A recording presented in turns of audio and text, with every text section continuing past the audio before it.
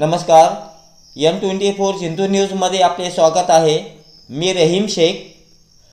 जिंतूर शहरात आज दिनांक 17 नोव्हेंबर 2025 रोजी राष्ट्रवादी काँग्रेस अजितदादा पवार गटाचे माजी आमदार विजयराव भांबळे यांनी सर्व कार्यकर्ते व इच्छुक नगराध्यक्ष नगरसेवक यांचा एबी फॉर्म भरण्यासाठी तहसील कार्यालयापर्यंत शक्ती प्रदर्शन केले।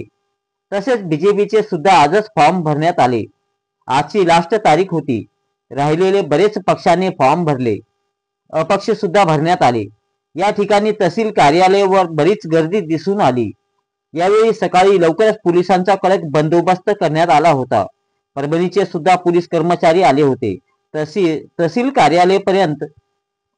कार्यालय कामकाज करणारे अधिकारीला नाश्ता चहा मिळाला, पण पोलिसांचा सकाळपासून उपाशीच राहावे लागले।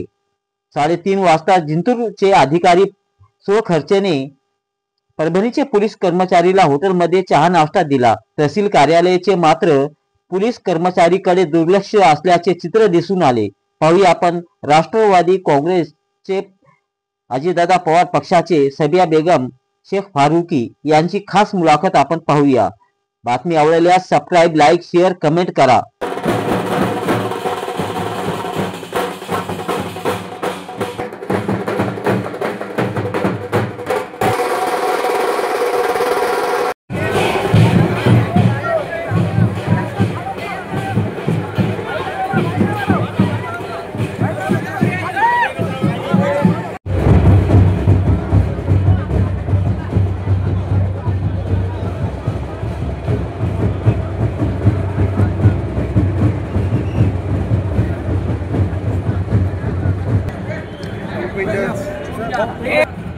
सर्वांनी नोंद घ्यावी आणि त्यांचं इथं काम झालेलं आहे।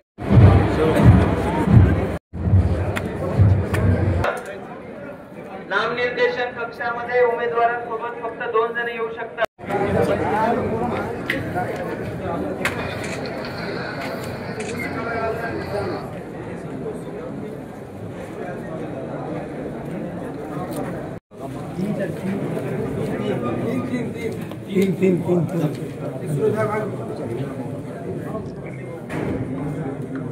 नगराध्यक्ष पदासाठी उमेदवारी अर्ज दाखल केला, काय प्रतिक्रिया आहे? राष्ट्रवादी की तरफ से उम्मीदवारी मिली। अभी फॉर्म भरे, नामनिर्देशन पत्र भरे। पूरी पब्लिक के साथ, पूरी पब्लिक की ख्वाहिश से हिंदू, मुस्लिम, दलित, जो भी जिंतूर का समाज है हमारा, पूरे शहर के लोग, सबका सपोर्ट है, सबकी ख्वाहिश है, इसलिए हम ये कदम उठाए। और भांबड़े साहब के नेतृत्व में, अजीत दादा के नेतृत्व में हम आगे बढ़ेंगे। इंशाल्लाह रिज़ल्ट अच्छा आएगा, पॉजिटिव रहेगा।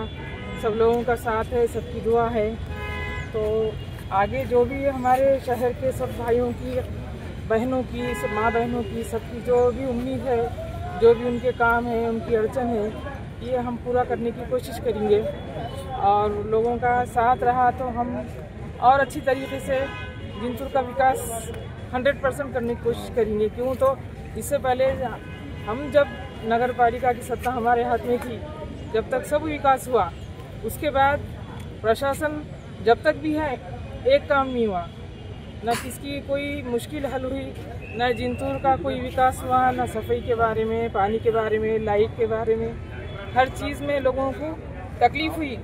नगर पालिका में किसी को आके कोई काम करने की किसी को उम्मीद नहीं रही। मतलब लोग बेजार हो गए थे प्रशासन से।